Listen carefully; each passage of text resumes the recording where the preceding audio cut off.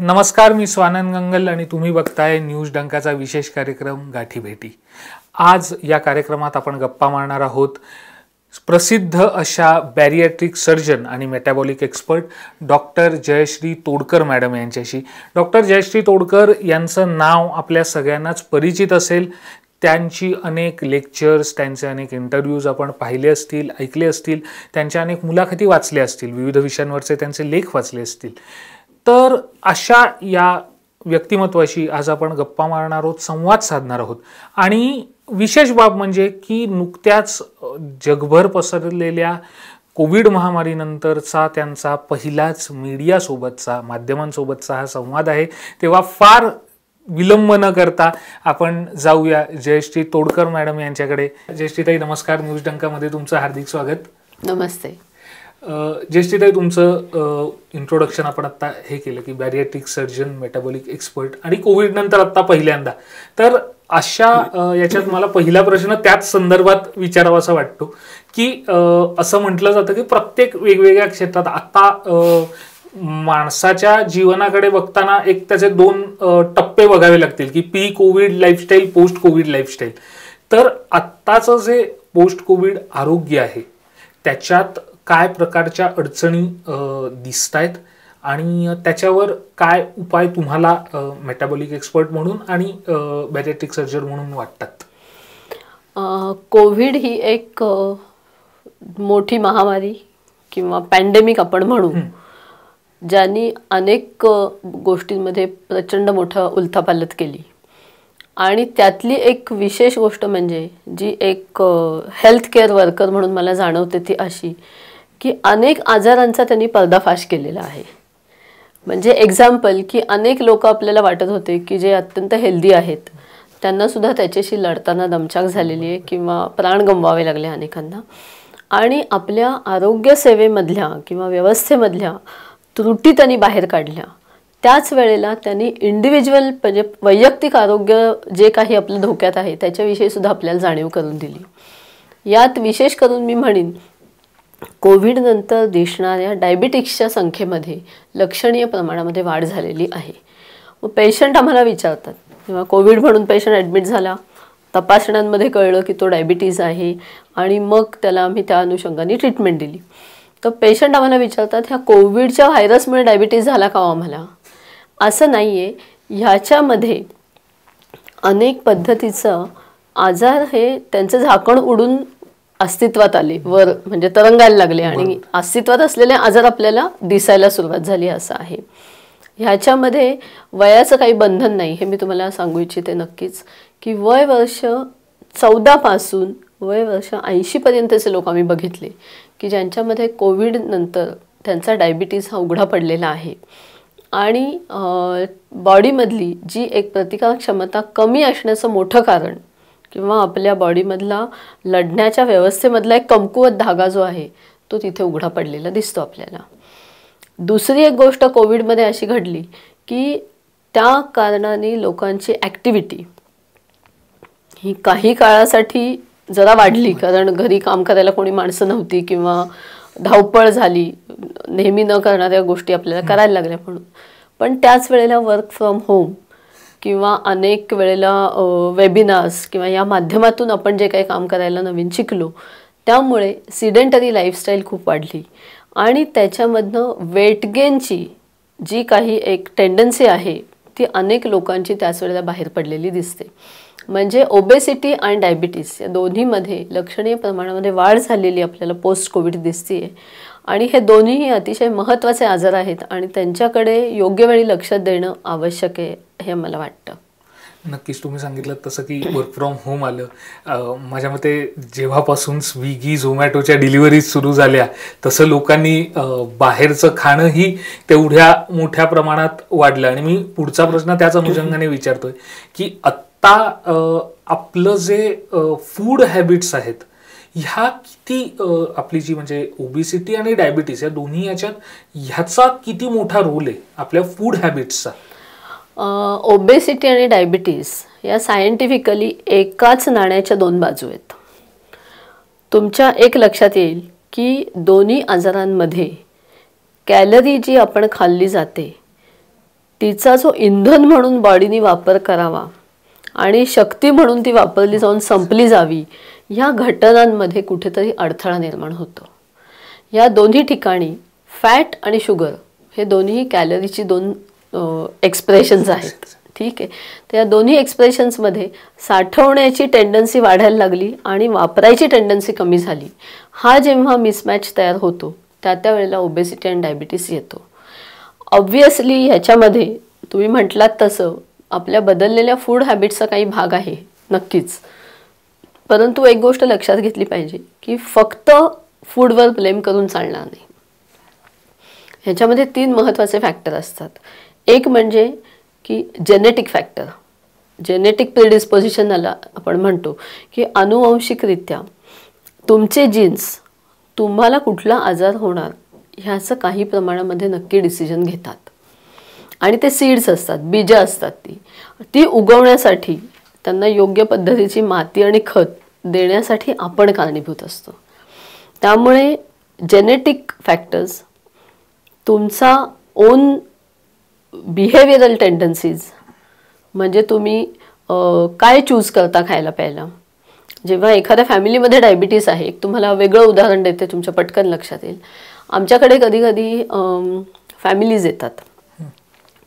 एक माणूस आला, वजन जास्त आहे, पण शोध घेतला, कोलेस्टेरॉल जास्त आहे, डायबिटीज आहे त्यांना, पण त्यांना सूचना दिल्या की हे ट्रीटमेंट आपण चालू करू. त्यांचं क्लासिफिकेशन आम्ही करतो, स्टेज 1, स्टेज 2, स्टेज 3, स्टेज 4 कुठलं आहे. त्या अनुषंगाने त्यांना डाएट, एक्झरसाइज, काही औषधं, काही वेळेला ऑपरेशन्स या पद्धतीची ट्रीटमेंट सांगितली जाते. ह्या सायंटिफिक गाईडलाईन्सप्रमाणे ट्रीटमेंट दिल्या जातात. ह्या देत असताना जेव्हा आपण पेशंटला सांगतो की तुमच्याकडे तुम्ही एवढ्या एवढ्या गोष्टी कंट्रोल केल्या पाहिजेत आणि आमच्या पर्टिक्युलर ट्रीटमेंट पॅटर्नमध्ये फॅमिली ट्रीचा अभ्यास केला जातो. म्हणजे तुमच्या पहिल्या 3 पिढ्या आणि पुढच्या 2 पिढ्या जे अस्तित्वात असतील त्यांचासुद्धा आम्ही अभ्यास करतो किंवा त्यांची हिस्ट्री घेतो की जेणेकरून हे डिसिजेस जे फॅमिलियल आहेत त्यांना आपण कुठेतरी बंद घालू शकतो. तर अशा वेळेला अनेक वेळेला आम्हाला आजी आजोबा म्हणतात की आमच्या मुलाला आत्तापासून रिस्ट्रिक्शन नातवाला घालू नका मॅडम, पुढे होणारच आहे डायबिटीस, आज खाऊन घेऊ दे. म्हणजे विचार करा की उद्या तो तळ्यात बुडूनच जाणार आहे, तर आज त्याला थोडंसं मला प्रोटेक्शन न देता थोडं जास्त आत घालू देत. म्हणजे मला वाटतं की यामध्ये ना एक मोठ्या पद्धतीनं अवेअरनेस किंवा जागृती होण्याची आवश्यकता आहे की एक्झॅक्टली व्हॉट मॅटर्स. आणि ओबेसिटी अँड डायबिटीज हे दोन्ही आजार असे आहेत की ह्याच्यामध्ये एक जेनेटिक प्रिडिस्पोजिशन असतो, एक आपला बिहेवियरल पॅटर्न असतो आणि तिसरा महत्त्वाचा म्हणजे एन्व्हायरमेंटल फॅक्टर्स असतात की ज्याच्यामध्ये आपल्या खाण्यामधनं पोटात जाणारे आणि आतमध्ये केमिकल प्रोसेसिंग, बायोलॉजिकल प्रोसेसिंग होऊन तिथे आपलं वजन वाढेल का नाही, आपल्याला आजार होईल का नाही हे ठरवणारा एक मोठा फॅक्टर आपल्या पोटात असतो. त्याला आम्ही मायक्रोब्स म्हणतो. म्हणजे जीवजंतू जे आपल्या पोटामध्ये किंवा पचनसंस्थेत असतात ते सुद्धा हे ठरवतात. आणि अनेक गोष्टींना ह्याच्यामध्ये महत्त्व आहे, जसं की फर्टिलायझर्सचा यूज, त्या मातीचा कस, त्या जमिनीचा कस, तुम्ही नक्की काय खाताय, त्याच्यात इन्फेक्शन किती आहे, त्यात पॉल्युशन किती आहे, तुम्ही नक्की कसला श्वास घेताय, तुम्ही ॲक्टिव्हिटी जर करत असाल तर त्या ॲक्टिव्हिटी तुमच्या बॉडीला झेपण्यासारख्या आहेत किंवा नाही, हे अनेक फॅक्टर आहेत. त्याच्यामुळे ओबेसिटी आणि डायबिटीज हे दोन्ही आजार, म्हणजे हे कमी खान तू कमी होशील किंवा हे कर आणि तू कमी होशील किंवा हे खाल्लं की तू वाढशील, इतकं ते सोपं गणित नाही आहे. पण आज म्हणजे आजकाल काय म्हणू, वजन कमी करायचं आहे तर तुम्ही करा, वॉक करा, हे करा, पण सगळ्यात आधी खाणं कंट्रोल करा. मग त्याच्यासाठी वेगवेगळे डायटरी पॅटर्न्स येतात. मग त्यात अनेक पॅटर्न्स आपल्याला बघायला मिळतात. काही जण सांगतात की नाश्ता जास्त करावा आणि ते जेवण कमी कमी करत रात्रीचं जेवण हे खूप कमी करावं, किंवा काही जण म्हणतात की दिवसात 2 वेळाच जेवा. काही पॅटर्नमध्ये असं सांगण्यात येतं की 2 तासांनी थोडं थोडं खा, सगळं खाल्लं तरी चालेल. तर अशा ह्याच्यात होतं काय, तर लोक कन्फ्यूज होताना दिसतात. मग मी हे करतो, मग याचा काही दिवसाने फरक पडला तर ठीक, मग हे नाही तर मग हा पॅटर्न हे करू.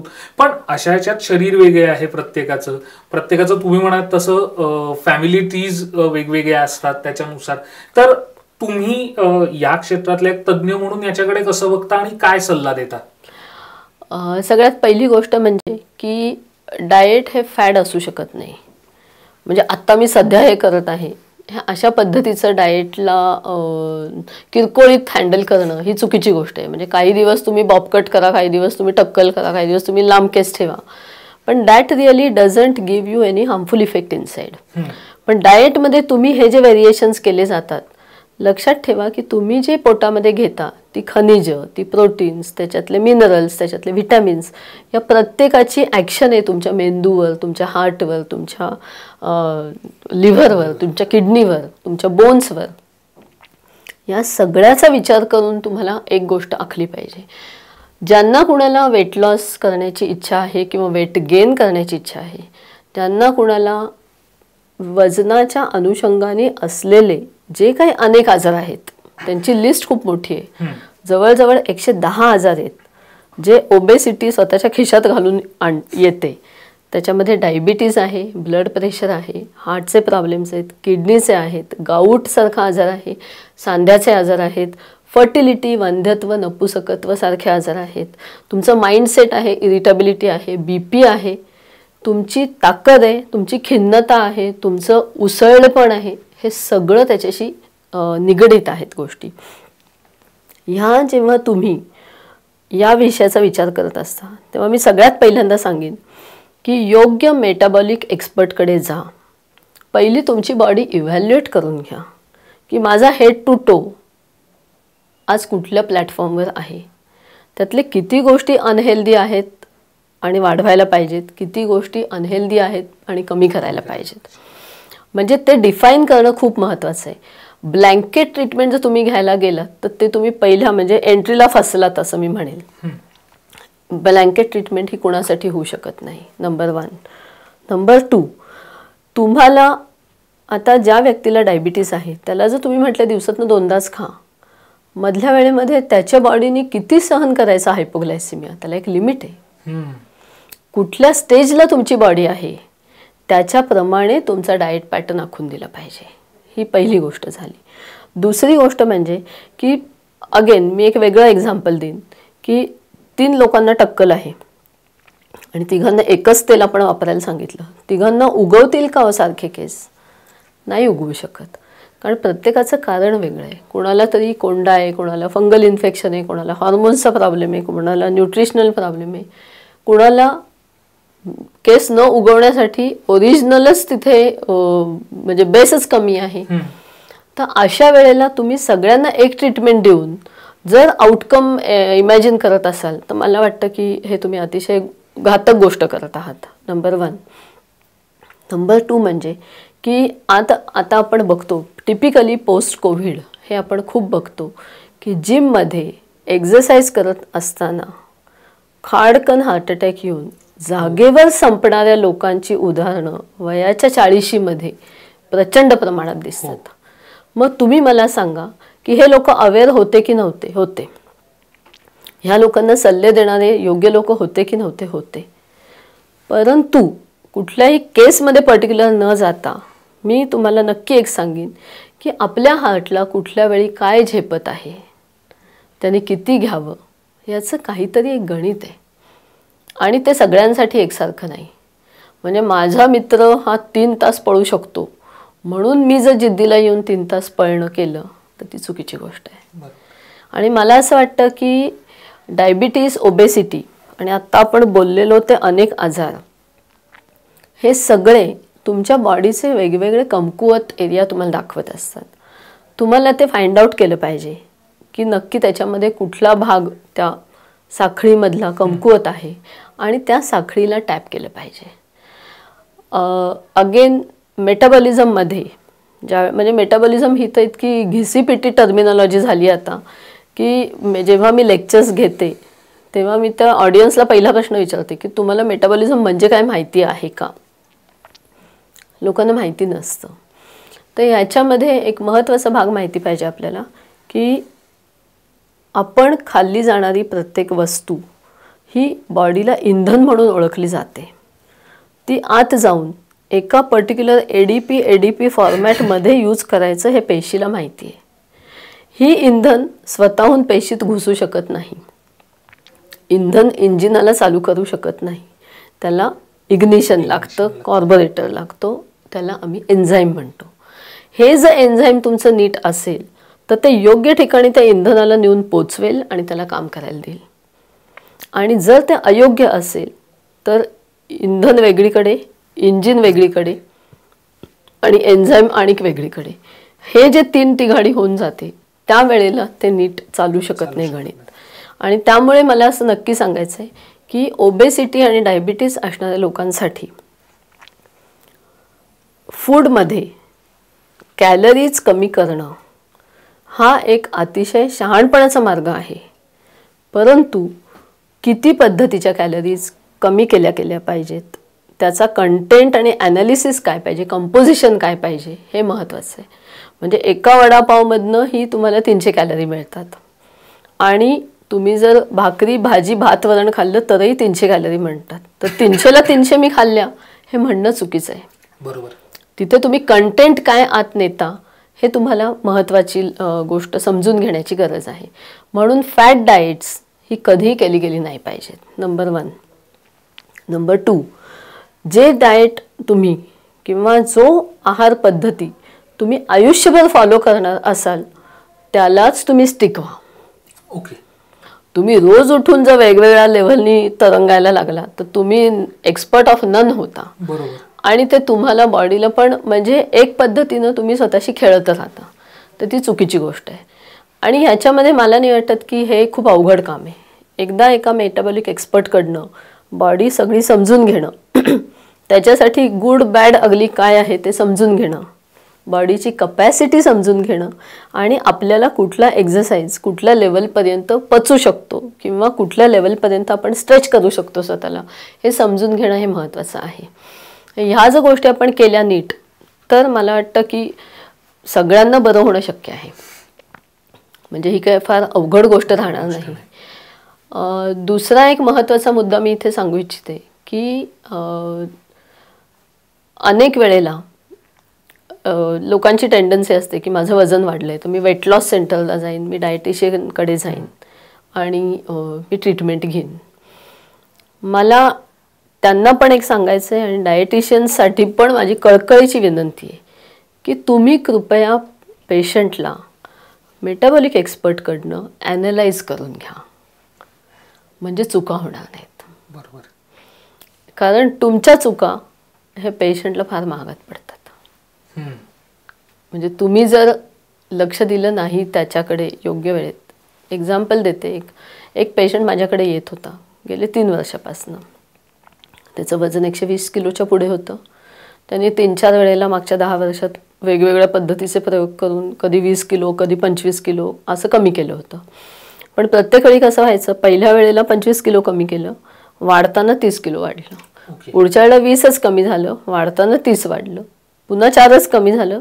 सो ह्याला आम्ही योयो पद्धतीचं पॅटर्न म्हणतो की सुरू होणं तिथंच पोचणं किंवा आणखीन पुढे पोचणं, सुरू होणं वेगळ्या दिशेने जाणं पुन्हा तिथेच येणं. हे जे पुन्हा म्हणजे फिरून फिरून भोपळे चौकात येणं म्हणतात तशा पद्धतीचा जो प्रकार आहे त्याचं कारण असं होतं की ती बॉडीली टेंडन्सीज आणि स्टार्वेशन ऑफ द टिश्यू, म्हणजे इंधन योग्य ठिकाणी न पोचल्याने जी स्टार्वेशन ऑफ द टिश्यू होते ती तुम्हाला एके दिवशी खायला भाग पाडते. ती कॅलरीची भूक असते. त्यावेळी तुम्ही म्हटले की 4 टोमॅटो खाऊन गप्प बैस तर 3 दिवसानंतर माणसं टोमॅटो फोडून टाकतात. कारण बेसिकली हे शक्य होत नाही तुम्ही तेवढी कॅलरी न दिल्यामुळे. तर हे जेव्हा असं त्याच्या बाबतीत अनेक वेळा घडलं, त्यानंतर तो 3 वर्षापूर्वी मला भेटून गेला. त्याचा बॉडी मास इंडेक्स हा 45 होता. त्यामुळे मी त्याला सांगितलं की बाबा तुला ऑपरेशनची आवश्यकता आहे, आपण ऑपरेट करू, तुझे बिघडलेले इंटरनल सिस्टीम्समधले दुवे जे काही निखळलेत ते नीट करू आणि मग ते तुझ्या हातात आहे, ते गाडी चालवणं तुझ्या हातात आहे. नंतर त्यांनी ठरवलं, आला माझ्याकडे, आपण करू ठरवलं आम्ही. आणि कोविड आला. कोविड नंतर मग काही हॉस्पिटलमध्ये जायला भीती वाटत होती, वेगवेगळ्या कारणांनी नाही येऊ शकला तो. आत्ता पुन्हा तो माझ्याकडे एक 10 महिन्यापूर्वी आला. तेव्हा तो म्हटला, डॉक्टर आता ना माझं वजन छान कमी व्हायला लागलं आहे आणि मी कोणीतरी XYZ डायटिशियनला आत्ता फॉलो करत आहे. मी म्हटलं ठीक आहे. म्हटलं किती किलो कमी झालं, तुम्ही काय फॉलो करताय? तर आम्ही गणितं मांडली. मी त्याला म्हटलं की हा वेट लॉस हा तुमचा ॲबनॉर्मल आहे, कुठेतरी आपल्याला ह्याचं इव्हॅल्युएशन करायला पाहिजे की हे का एवढं ॲबनॉर्मल वेट लॉस होतं आहे. पण ही वॉज हॅपी, कारण थोड्याफार फरकांनी 30 किलो वजन गेलं तर तो खुश झाला होता. काही दिवसांनी तो आला, त्यावेळेला त्याचं 50 किलो वजन गेलेलं होतं. म्हणजे मधल्या काळात तो आलाच नाही, कारण हे डॉक्टर काहीतरी तपासून उगीच सांगतील अशी त्याला एक स्ट्रेस वाटला असेल म्हणून. तो माझ्याकडे आला आत्ता साधारण 2 महिन्यांपूर्वी. त्यावेळेला मी बघितलं तर तो अक्षरशः हाड्याकाड्यासारखा, म्हणजे दिसणं त्याचं एकदम लुक वॉज व्हेरी सिक. म्हणून आम्ही त्याला तपासण्या केल्या, इन्व्हेस्टिगेशन्स केल्या. त्याच्यामध्ये तो मला कॅन्सर स्टमक म्हणून सापडला. म्हणजे विचार करा की कुठलीही गोष्ट ना सायंटिफिकली बघण्याची गरज आहे. तुम्ही जर म्हणत असाल की आपोआप छान छान कमी होतंय आणि मला थोडंफार करून सुद्धा, असं इलॉजिकल जगात काही घडत नाही. पण मला वाईट वाटलं की ज्या कोणी त्याला ती ट्रीटमेंट देत होतं त्यांनी बिचाऱ्यांनी जरा तपासण्या केल्या असत्या तर कदाचित हे ॲबनॉर्मल आहे किंवा आउट ऑफ प्रपोर्शन आहे हे समजलं असतं. तर म्हणून योग्य इव्हॅल्युएशन्स होण्याची आवश्यकता असते आणि सायंटिफिक आउटलुक असण्याची आवश्यकता असते. नक्कीच. पण आत्ता तुम्ही जसं सांगितलं की आपण ऑपरेट करू, तर तुम्ही म्हणाल तसं सुरुवातीला की वेगवेगळ्या स्टेजेस आहेत, काही स्टेजेसना ऑपरेट करण्याशिवाय दुसरा पर्यायच नसतो. तर एक बॅरिएट्रिक सर्जन म्हणून कोणत्या प्रकारच्या पेशंट्सनी किंवा लोकांनी ऑपरेशनचा पर्याय स्वीकारावा, किंवा त्याच्यासाठी एक आपण म्हणतो की काय त्याचं गणित आहे, किंवा बरे या पद्धतीच्या लोकांना ऑपरेट करण्याशिवाय पर्याय नसतो, त्याच्या जर का आधी असेल तर तुम्हाला व्यायाम किंवा इतर काही मेडिकेशन याच्यातून तुम्ही बरे होऊ शकता. काय नेमकं त्याचं गणित आहे किंवा सूत्र आहे? सायंटिफिक कुठल्याही ज्या SOPs असतात ह्या क्लिनिकल एव्हिडन्स बेस्ड असतात. म्हणजे एखादी ट्रीटमेंट ही 50 लोकांमध्ये एखादं तुम्हाला आउटकम दाखवत असेल तर ती वेगवेगळ्या ग्रुप्समध्ये केली जाते. पहिल्यांदा ट्रायल म्हणून, क्लिनिकल ट्रायल म्हणून. त्याच्यानंतर त्याचे सगळे डेटा एकत्र केला जातो आणि त्याच्याप्रमाणे आखलं जातं. बरोबर. ह्याला म्हणतात एव्हिडन्स बेस्ड मेडिकल सायन्स, की ज्याच्यामध्ये कुठलाही प्रयोग म्हणून केला जात नाही. हे मी का म्हणते, कारण अनेक लोकांना वाटतं की अजून याचे प्रयोगच चालू आहेत. तसं नाही आहे, त्याच्या फार पुढे गेलेली ही गोष्ट आहे.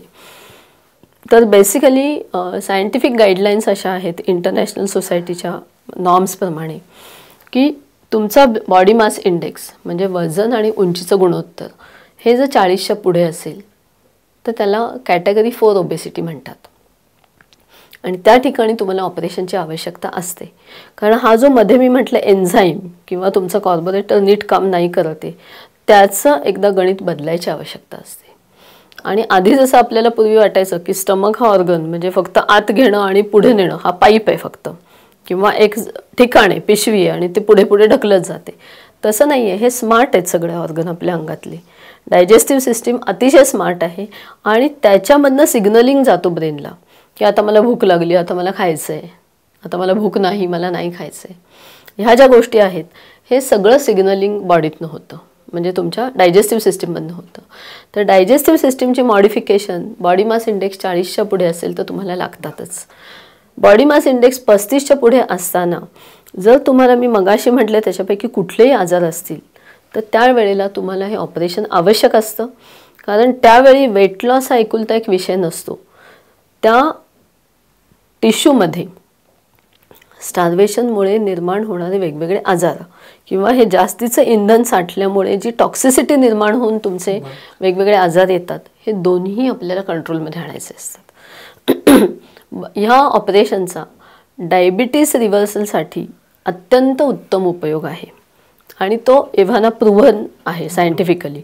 तर त्याच्यामुळे ज्या वेळेला तुमचा बॉडी मास इंडेक्स हा 30च्या पुढे असतो आणि तुमचा डायबिटीस हा सहज साध्यासुध्या पद्धतीनं आटोक्यात न येणारा असतो, ज्याला आपण प्रोग्रेशन आणि अग्रेशन ऑफ द डिसीज आहे म्हणतो, अशा ठिकाणी हे ऑपरेशन केलं जावं असा एक सायंटिफिक म्हणजे इंटरनॅशनल डायबिटिक फेडरेशनचे जे नॉर्म्स आहेत त्याच्यामध्ये हे एक त्यांनी कम्प्लिटली ॲड केलेलं आहे. जर आपण ब्रिटिश पद्धती बघितली, NHS सिस्टीम जी त्यांच्याकडे आहे, नॅशनल हेल्थ सिक्युरिटी सिस्टीम, त्याच्यामध्ये एक पर्टिक्युलर नॉर्म आहे 30च्या पुढचा BMI इंडियन ओरिजिनचा पेशंट, सेंट्रल ओबेसिटी असणारा पेशंट, टाईप 2 डायबिटीसचा पेशंट, जो 1 किंवा 2 गोळ्यांवर त्याचा डायबिटीस नीट कंट्रोल होत नाही, त्या पेशंटला by norms qualification for bariatric surgery आहे. कारण डायबिटीसची कॉम्प्लिकेशन 100 हँडल करणं आणि कमकुवत माणसाला पुढे रेटत नेणं, त्यापेक्षा तुम्ही त्याला कमकुवतपणातनंच बाहेर काढा. तुमची कॉम्प्लिकेशन्सही राहत नाहीत आणि तुमचा इकॉनॉमिकल जो काय एक मोठा इन्व्हेस्टमेंट होतो त्या आजारांच्या कॉम्प्लिकेशन्सच्या ट्रीटमेंटमध्ये, जो की सगळ्या फॅमिलीला भोगायला लागतो, त्याच्याबद्दल तुम्ही बाहेर येऊ शकता. हेल्थकेअर इकॉनॉमी जी काही ओबेसिटी आणि डायबिटीसवर आज खर्च होतीये जगाची, त्याचा वाटा 60% आहे. कोविडचं पॅन्डेमिक सोडून मी बोलते. पॅन्डेमिकमध्ये तो सगळा डायव्हर्ट झाला काही काळासाठी, पण त्यातही मॅक्सिमम डेथ्स या ओबीज पेशंटच्या आहेत, त्याच्या खालोखाल डायबिटिक्सच्या आहेत आणि त्याच्या खालोखाल आहेत त्या अत्यंत अंडरनरिश्ड पेशंटच्या आहेत. ही गोष्ट आपण लक्षात घेतली पाहिजे. मॅडम, तर आपल्या या मुलाखतीच्या शेवटच्या टप्प्यात येत असताना मला तुम्हाला असं एक विचारावंसं वाटतं की हे तर सगळं झालं, पण या ओबेसिटी किंवा आपण ज्याला डायबिटिक म्हणतो, हे आता आपण म्हणू की या लाईफस्टाईलमुळे लोकांना होत आहे, किंवा पण टाळण्यासाठी वेगवेगळे पर्याय होत असतात. पण काही गोष्टीच्या पर्टिक्युलरली की बाबा रे हे कराच, तुम्हाला नसेल तर किंवा टप्प्यावर असाल तर हे फॉलो कराच, म्हणजे काही वेळाचा व्यायाम, चालणं वगैरे. तर असं तुम्ही काय सजेस्ट कराल? मला असं वाटतं की हा खूप छान प्रश्न आहे की आजार झाली आणि मग ट्रीटमेंट दिली, ही वस्तुस्थिती अनेक जवळजवळ निम्म्या जनतेला आज भारतामध्ये लागू होते. कारण आपण डायबिटीसची राजधानी आहोत जगामधली आणि ओबेसिटीच्या मानांकामध्ये आपण 5वे आहोत जगामध्ये. तर या गोष्टींमुळे ज्यांना हा आजार आत्ता नाही त्यांनी सुद्धा प्रिव्हेंटिव्ह मोडवर जागरूकपणाने काम करण्याची आवश्यकता आहे. ह्याच्यामध्ये 2 गोष्टी मी तुम्हाला नक्की सांगेन. पहिलं म्हणजे की आपण काय खातो पितो. जसं एक पॅरासिटामॉलची गोळी आपण पेशंटला दिली तर पेशंट आम्हाला 10 वेळेला प्रश्न विचारतो, ह्याच्याने किडनीला काय होईल का, ह्याच्याने असं का तसं का, साईड इफेक्ट का. पण तोच पेशंट बाहेर गेल्यानंतर समोसा किंवा बर्गर खाताना हा विचार करत नाही की माझ्या इथे काय चाललेलं आहे. थोडीशी जागरूकता ह्या बाबतीमध्ये निर्माण व्हायला पाहिजे. एक महाराष्ट्र गव्हर्नमेंटच्या बरोबर आम्ही ओबेसिटी आणि नॉन कम्युनिकेबल डिसीजेस म्हणजे मेटाबॉलिक डिसीजेस याच्यासाठी टास्क फोर्स स्थापन केला होता 2015 साली. कोविडमुळे त्याचं काम सध्या थांबलेलं आहे, पुन्हा आता सुरू होईल. पण त्यावेळेला आम्ही काही सूचना ज्या दिल्या होत्या त्यातली एक महत्त्वाची अशी होती की करिक्युलममध्ये लहान मुलांच्या शाळेमधल्या करिक्युलममध्ये अंतर्भाव केला जावा की खाण्यापिण्यामध्ये कशाला ऑकेजनल ठेवायचं, कशाला रेग्युलर ठेवायचं. म्हणजे जे आपण म्हणतो कडधान्य, तृणधान्य किंवा तुमची फायबर खाण्यामधला, पालेभाज्या, ह्या गोष्टी हे तुम्हाला किती ठेवायला पाहिजे, त्या थाळीमध्ये किती % भाग हा कुठल्या अन्नाने व्यापलेला पाहिजे. बरोबर. हे एक मुलांना लहानपणापासून शिकवायची गरज आहे. त्याच्यासाठी आपल्याला आई आणि बाई या दोन्ही व्यक्तींना शिकवायला पाहिजे, कारण तो इम्पॅक्ट आयुष्यभर जात नाही. म्हणजे ज्या आईने मुलाला शिकवलं नॉनव्हेज खाणं वाईट, तो आयुष्यभर तो इम्पॅक्ट घेऊन जातो. ज्या आईने शिकवलं नाही बाबा हे खा तुला ताकद येईल, तो इम्पॅक्ट घेऊन जातो. तर या दोघींचं पण ट्रेनिंग करण्याची आवश्यकता आहे. तिसरं महत्त्वाचं असं आहे की calorie on the menu card हा एक कन्सेप्ट त्यावेळेला मी सांगितला आणि त्यावेळेला आम्ही FDA बरोबर पण ही गोष्ट बोललो होतो की रेस्टॉरंट्स जे आहेत, कुठल्याही खाण्याचं जॉईंट, भले अति छोट्यांबद्दल नाही बोलत आहे मी, पण जिथे 10 पेक्षा जास्त लोक बसू शकतात अशी सोय असेल त्यांच्यासाठी, त्यांनी जसं ते लावलेलं असतं ना कार्ड की आमच्या इथे इडली मिळेल ₹10, वडा मिळेल ₹20, काय आणखीन बर्गर मिळेल ₹50, हॉटडॉग मिळेल ₹60, जे काय असेल ते, तसं त्याच्या पुढे त्या डिशचं कॅलरी लिहिली जावी. जेणेकरून मला हे कळेल की आज दुपारी मी पुरणपोळीचं जेवण केलंय तर मी संध्याकाळी काय खाण्याचा अधिकार मला राहतो. बरोबर. हे थोडंसं ओरिजिनेट व्हायला पाहिजे डोक्यामध्ये. आणि त्यावेळेला मला असं खूप म्हणजे थोडासा मी वेळ घेते तुमचा, पण हे गमतीशीर झालेली गोष्ट मला आठवते की रेस्टॉरंटच्या मालकांबरोबर आमची एक मीटिंग झाल्या होत्या, 3 मीटिंग झाल्या होत्या. पहिल्या याच्यामध्ये सगळ्यांचा अतिशय कडाडून विरोध होता, कारण प्रत्येकाला वाटलं की हे कुठेतरी आमच्या धंद्याला घातक आहे. पण त्यावेळेला जेव्हा मी त्यांना सांगितलं की तुमच्या घरामध्ये किती लोकांना डायबिटीस आहे आणि त्यांना रेस्टॉरंटमध्ये गेल्यानंतर काय अडचणी होतात हे तुम्ही बघितलं आहे का, म्हटलं पुढच्या वेळी आपण तो अभ्यास करून या.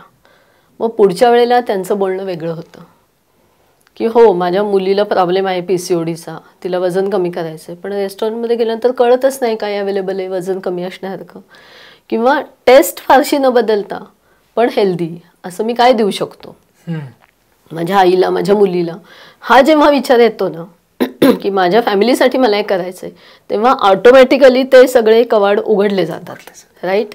तर त्या पद्धतीनं calorie on the menu card हा एक कन्सेप्ट अत्यंत आवश्यक आहे मला वाटतं. लहान मुलांचं शिक्षण हा दुसरी एक गोष्ट आवश्यक आहे.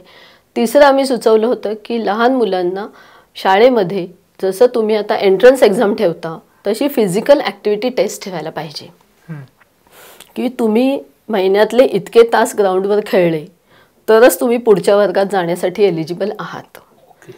नाहीतर तुम्ही वयाने वाढताय, तुमचे दप्तराचे ओझे वाढत आहे, परंतु तुमची कपॅसिटी तर कमी होत चालली आहे. म्हणजे अत्यंत चांगल्या कंपन्यांमध्ये CEO पदावर असणारी मुलं जेव्हा 40 आणि 42व्या वर्षी हार्ट अटॅकनी जातात तेव्हा समजून घ्या की त्यांच्या नक्की कशासाठी इन्व्हेस्ट केले कुणी. बरोबर. त्यांच्या कंपनीनी, त्यांच्या आईवडिलांनी किंवा त्यांच्या शाळांनी, त्यांच्या गव्हर्नमेंटनी कशासाठी इन्व्हेस्ट केलं. आउटपुट हे हवं असेल तर तुम्हाला हे बदलायचं असेल तर तुम्हाला हे करायला पाहिजे. चौथी महत्त्वाची गोष्ट अशी आहे की जे कोणी हेल्थकेअर वर्कर्स आहेत त्या सगळ्यांना ट्रेनिंग देण्याची गरज आहे की तुम्हाला आज BP वाढलं तर तुम्हाला कळतं, शुगर वाढली तर कळते, परंतु जेव्हा तुम्हाला डेली पेशंट भेटत आहे किंवा फॅमिली फिजिशियन्स म्हणतो आपण ते, त्यांना हे कळलं पाहिजे प्री डिसीज. म्हणजे कधी कधी डॉक्टर्सना मी बघताना म्हणते की एखाद्याला ते म्हणतात अरे तू खात्यापित्या घरचं आहे, थोडं पोट वाढलं कशाला चिंता करतो. पेशंट म्हणतो सर माझ्याकडे बघा ना, मला पोट वाढले, मला जरा त्रास होतोय. ते म्हणतात अरे काय कूल.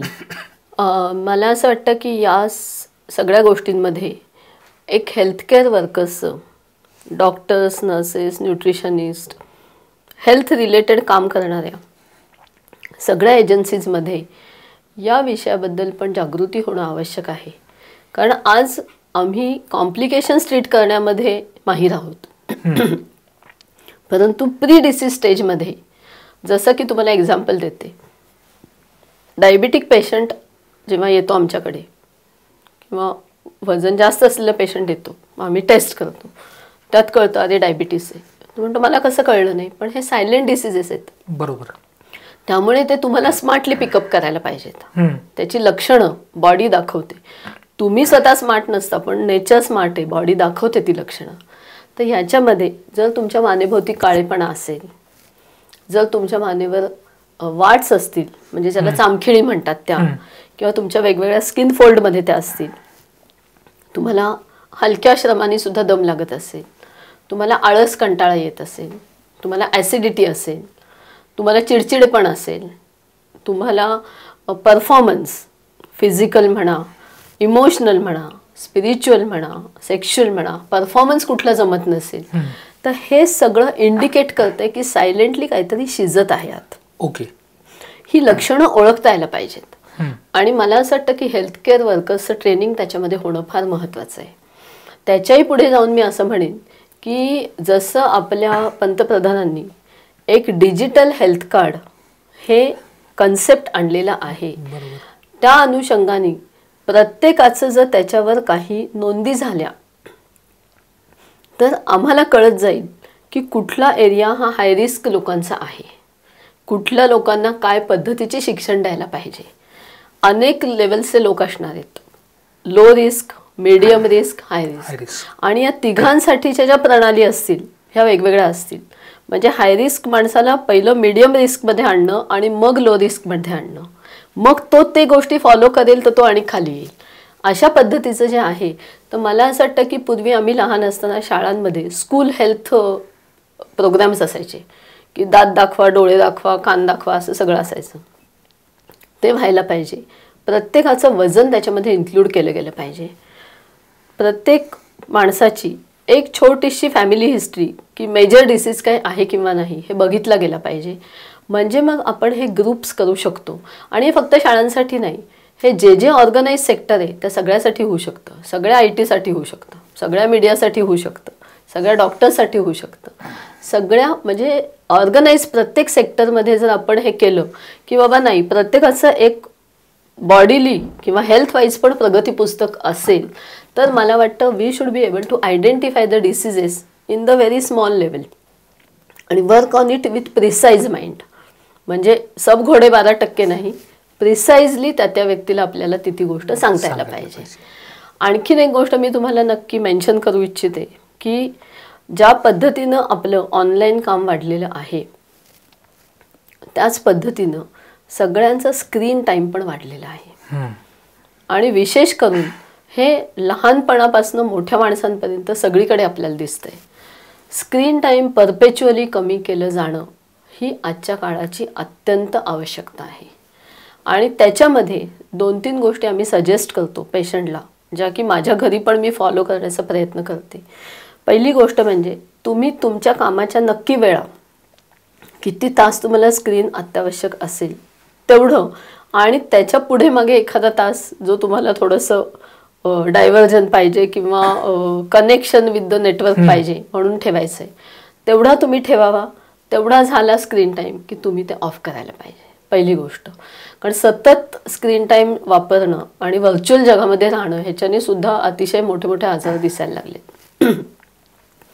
दुसरा मुद्दा असा आहे की 4 महिन्यांपासून आम्ही मध्यंतरी काही सर्वे केले शाळांमध्ये. 4 महिन्यांच्या बाळापासून कित्येक मुलं अशी आहेत की जी समोर काहीतरी हलतं असल्याशिवाय खातच नाहीत.